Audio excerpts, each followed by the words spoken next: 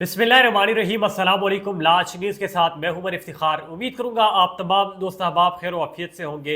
आज दिन की जो कार्रवाई हुई हाई कोर्ट के हवाले से, सुप्रीम कोर्ट के हवाले से, अडियाला जेल में हाई अलर्ट क्यों था, बुशरा बीबी को वहाँ पर मुंतकिल क्यों नहीं किया, उसके साथ साथ बम डिस्पोजल गाड़ी जो है वो क्यों एकदम पहुँचाई गई, इस तमाम तर चीज़ों से मैं आपको आगाह करूँगा। उमर अयूब साहब ने भी प्रेस कॉन्फ्रेंस की है, बयान दिया है। उसके साथ साथ बैरिस्टर गौहर साहब भी ये चाहते हैं कि उन्हें इमरान खान से मुलाकात उनकी करवाई जाए, और उसके साथ साथ 3 मार्च को क्या होगा, इन तमाम चीज़ों से मैं आज आप लोगों को आगाह करूँगा। सबसे पहले अगर हम बात करें बुशरा बीबी के केस के हवाले से, जो कि हाई कोर्ट में चल रहा था, और याद रहे कि जब बुशरा बीबी को सज़ा मिली और बुशरा बीबी को कैद का कहा गया और बुशरा बीबी जो है उस पर जुर्माना भी डाला गया, तो बुशरा बीबी जो है वो अडियाला जेल पहुंची और वहाँ पर उन्होंने खुद अपने आप को हिरासत में दिया और कहा कि मुझे आप कैद कर लें। और फिर हालात कुछ ऐसे थे कि बुशरा बीबी को जेल में इंतज़ार करवाया गया और सब जेल बनीगाला करार देकर वहाँ पर मुंतकिल किया, जिस पर बहुत से सहाफ़ी ऐसे थे जिन्होंने ये प्रोपेगेंडा फैलाने की कोशिश की कि इमरान खान की अहलिया बुशरा बीबी जो है उनके लिए रास्ते जो है वो खोले जा रहे हैं। इमरान खान जो है वो आज भी लाडला है, और पाकिस्तान तहरीक इंसाफ के कुछ जो वर्कर्स थे वो भी ये कह रहे थे कि दीगर वर्कर्स जो है वो जेलों में हैं, वो अडियाला जेल या किसी और जेलों में जो है मुख्तलिफ जेलों में वो सज़ाएँ जो है वो काट रहे हैं, और बुशरा बीबी जो है उनके लिए मुख्तलिफ इंतज़ाम जो है वो किए जा रहे हैं। उसके साथ साथ ये भी कहा जा रहा है कि ये फिर एक पाकिस्तान ना हुआ और पाकिस्तान तहरीक इंसाफ का एक नारा ना हुआ, और पाकिस्तान तहरीक इंसाफ के बानी चेयरमैन इमरान खान की जो सियासत थी उन पर ये सवालात उठाने जा रहे थे। लेकिन बुशरा बीबी ने ऐसा काम किया जिसकी वजह से वो तमाम सवालात जो है वो ख़त्म हुए, उन तमाम के मुंह जो है वो बंद हुए, और उन्होंने एक दरख्वास्त लिखी और ये कहा कि मुझे पाकिस्तान और मुझे आप अडियाला जेल जो है वहाँ पर मुंतकिल कर दें, मैं बनीगाला नहीं रहना चाहती हूँ, और बनीगाला जो है वो मेरे लिए सेफ़ नहीं है। अगर आप पाकिस्तान की तारीख़ देखें, बल्कि दुनिया की तारीख देख लें, तो ऐसा आप लोगों ने कहीं पर भी नहीं देखा होगा कि अगर किसी मुलजिम को या किसी मुजरिम को ये रिलीफ दिया जा रहा हो कि आप अपने घर में रहें और उसको ही हम सब जेल करा देते हैं, लेकिन वो मुलजिम या मुजरिम जो है वो खुद ये कहता है कि नहीं, मुझे जेल रहना है, मुझे अपने घर नहीं रहना है। तो बुशरा बीबी ने ये बहुत ही अहसन कदम लिया था, और बुशरा बीबी ने ये दरख्वास्त दायर की थी कि मुझे अडियाला जेल मुंतकिल किया जाए, मैं नहीं रहती, जिससे ये बयानिया जो है ये भी ख़त्म हो गया और वो लोग जो प्रोपेगेंडा कर रहे थे वो भी ख़त्म हुआ। तो आज उस केस के हवाले से मैं आप लोगों को बताऊंगा। उस केस की आज समाअत हुई, और पिछली समाअत में मियाँ औरंगजेब साहब ने जेल के इंतज़ामिया से भी जवाब जो है वो तलब किए थे, उसके साथ साथ कमिश्नर इस्लामाबाद को भी तलब किया था और उससे भी जवाब मांगा था, जिस पर जो जेल इंतज़ामिया है उनकी तरफ से ये जवाब आया है कि अडियाला जेल में सिक्योरिटी के मसले हैं, हाई अलर्ट है सिक्योरिटी का। उसके साथ साथ उन्होंने ये जवाब दिया कि 250 ख़वातीन जो है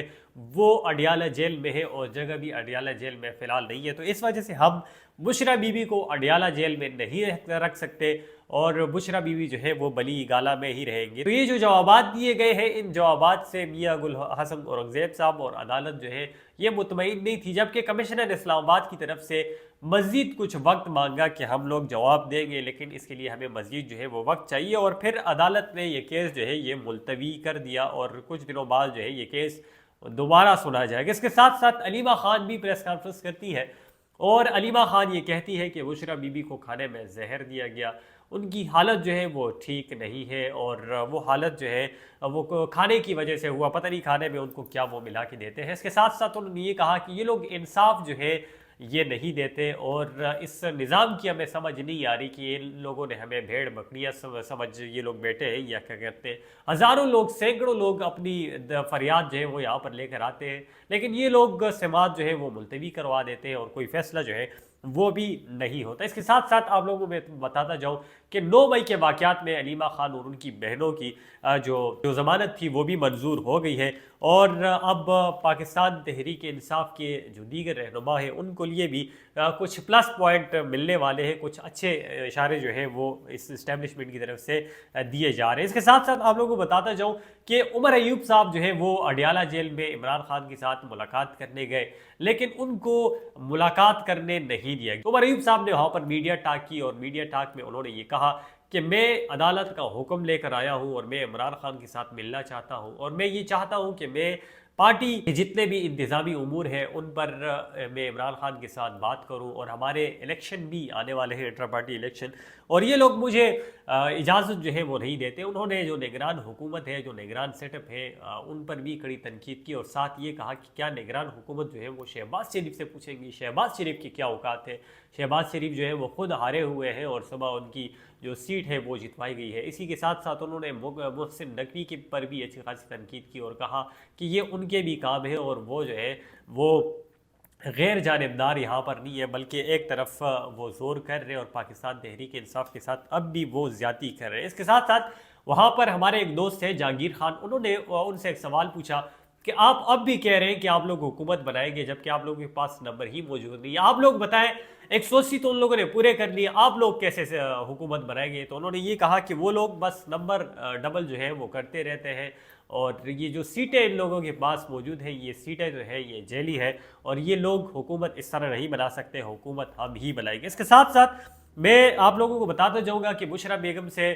ملاقات کرنے کے لیے بیرسٹر گوہر صاحب اور سلمان صفدر صاحب جو ہے وہ بھی وہاں پر پہنچے ہیں، اور کچھ ہی ٹائم میں وہ پھر آ کر باہر میڈیا سے ٹاک کریں گے۔ پھر جو بھی بات چیت ہوگی میں آپ لوگوں کے ساتھ وہ شیئر کروں گا کہ بشرا بیگم کی اندر حالت جو ہے وہ کیسی ہے، اور بشرا بیوی کو وہاں پر کون کون سے خطرات جو ہے وہ لاحق ہے، اور کیا آیا اب بھی بشرا بیوی جو ہے وہ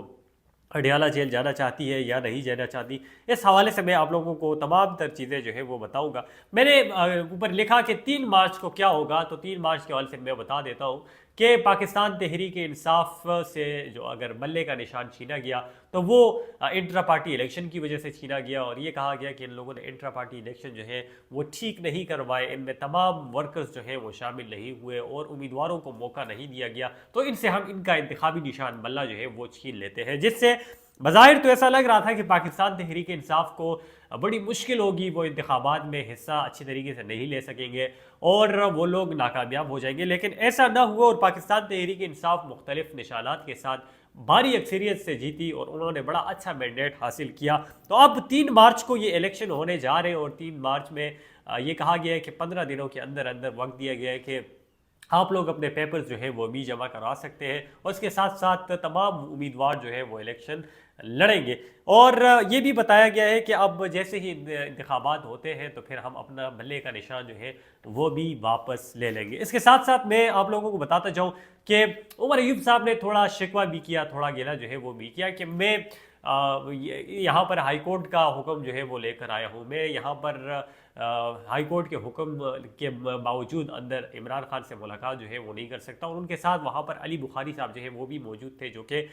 پاکستان تحریک انصاف کی طرف سے وکیل بھی ہیں اور امیدوار جو ہے وہ بھی تھے، اور جنہوں نے اسلام آباد کی سیٹ جو ہے وہ بھی جیتی۔ ساتھ ہم نے یہ کہا کہ اب ہم کہاں جائیں، انٹرنیشنل کورٹ جائیں، سپریم کورٹ جائیں، دوبارہ یہ چیزیں لے کر جائیں۔ اس کے ساتھ آپ لوگوں کو بتاتا جاؤں کہ فارم 45 اور فارم 47 کے درمیان ابھی تک پاکستان تحریک انصاف کی یہ سیٹیں جو ہے یہ رہتی ہے، اور